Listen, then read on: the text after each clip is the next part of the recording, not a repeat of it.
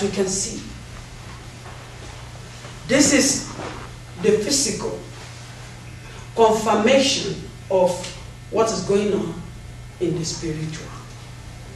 This is like the one that we can see, but we have to see beyond this.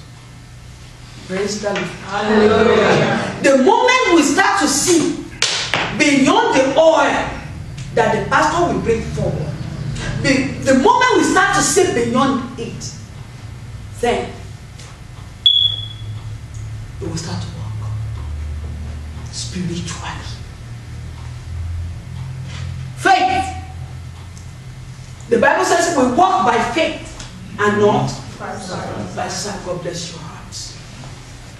Praise the Lord. Hallelujah. If the Bible established that as believers, for you to be able to experience the power of the Most High God moving in your life, then you must be able to walk with Him by faith.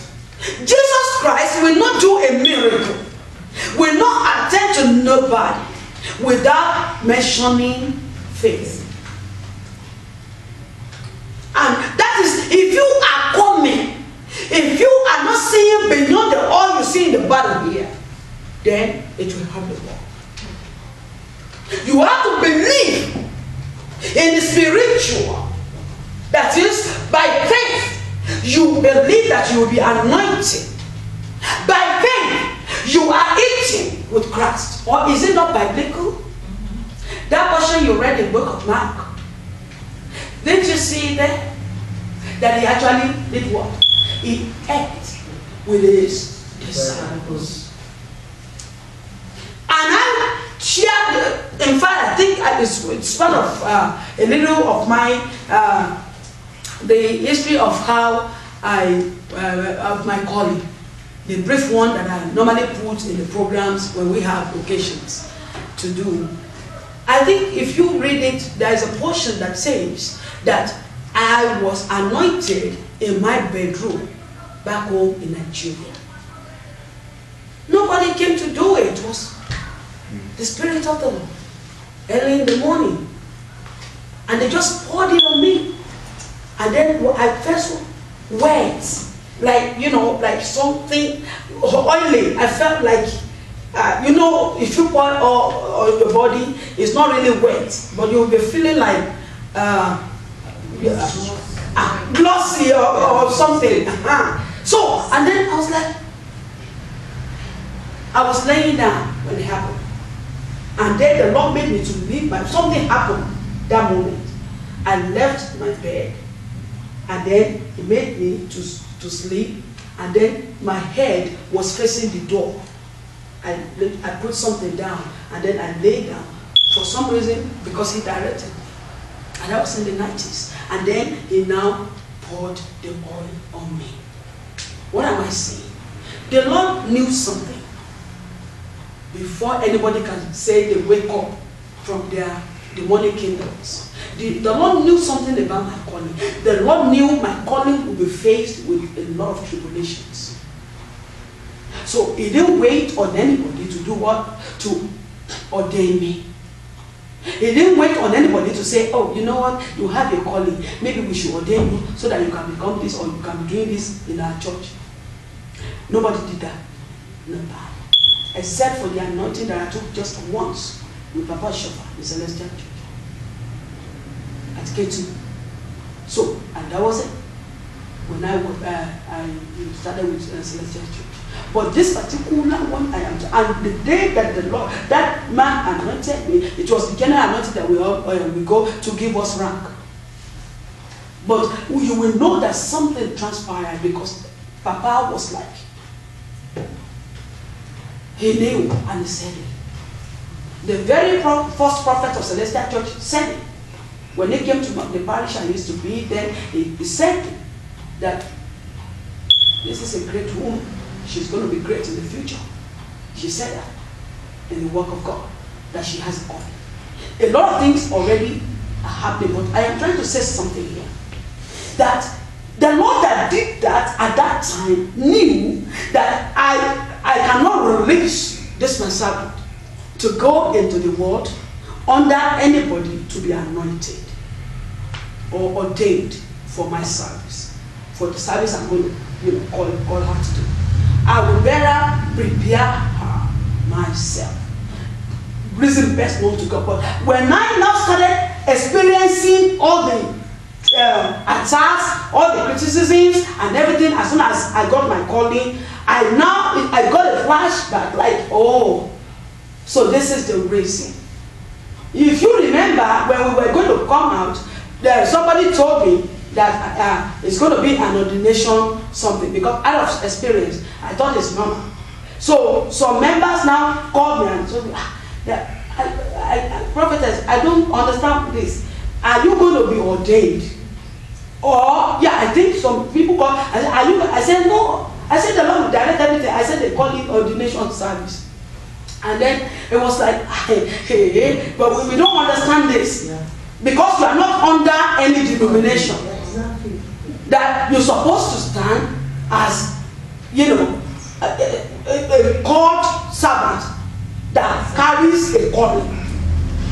So, it wasn't because of what they told me, but I went before God. I didn't have nobody. So I was like calling this pastor, calling that pastor, that we are going to do the first. And they said,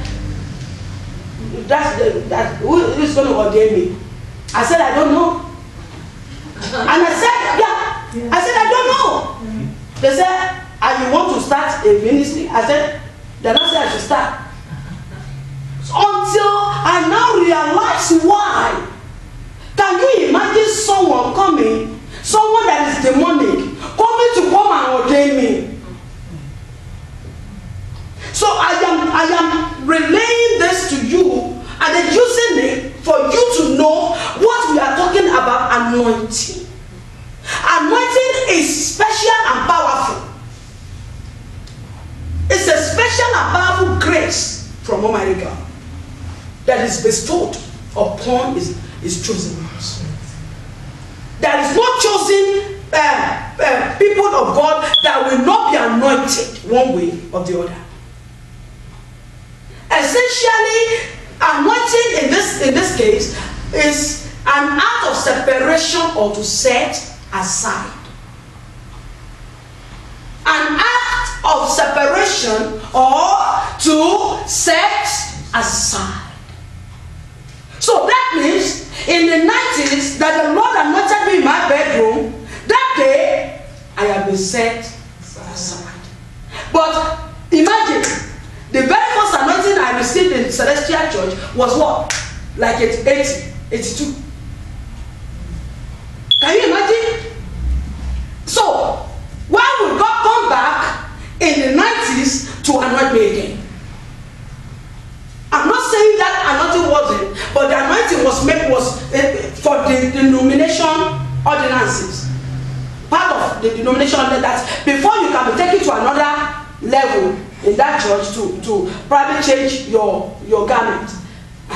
Before you can change it to another level of style, then which is a rank, then you must be anointed, which is allowed. So what am I saying? I am talking about seeing beyond the anointing that you receive in the physical.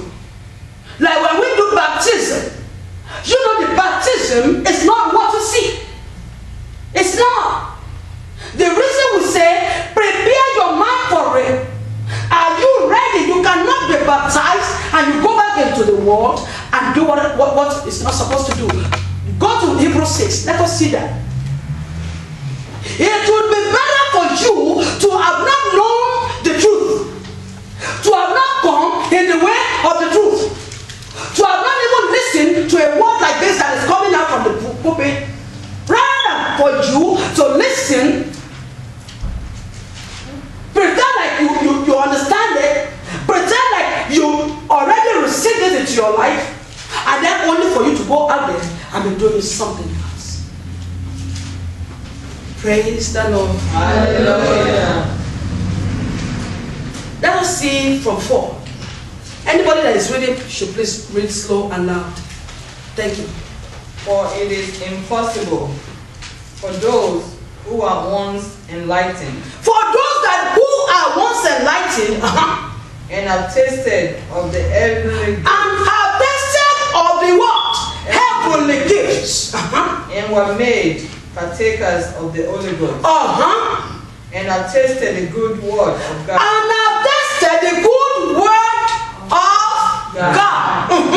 And the powers of the world to come. And the powers of the world to come. If they shall fall away. If they will go back again. If they will deviate again. And go in the way of sin again. What will happen?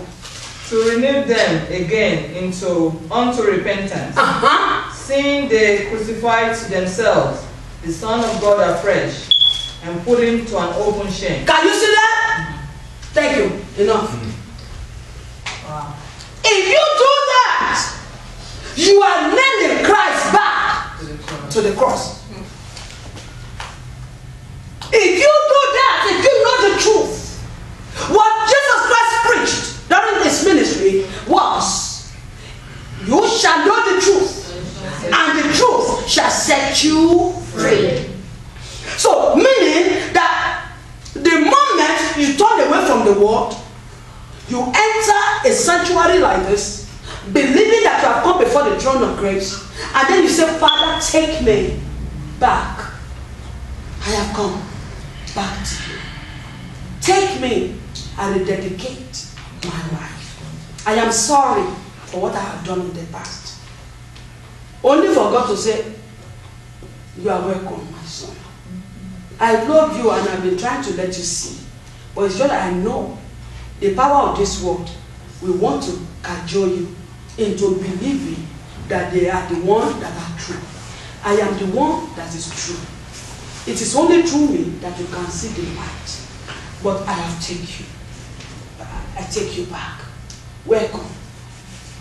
Only for next month, for the person to go back into that way of fetishness or unrighteousness.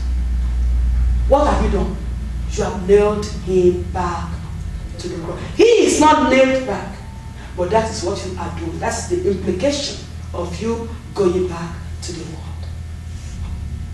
And it says in the book of John 17 that if you are going to be mine, if you are going to follow me, you will forsake the world.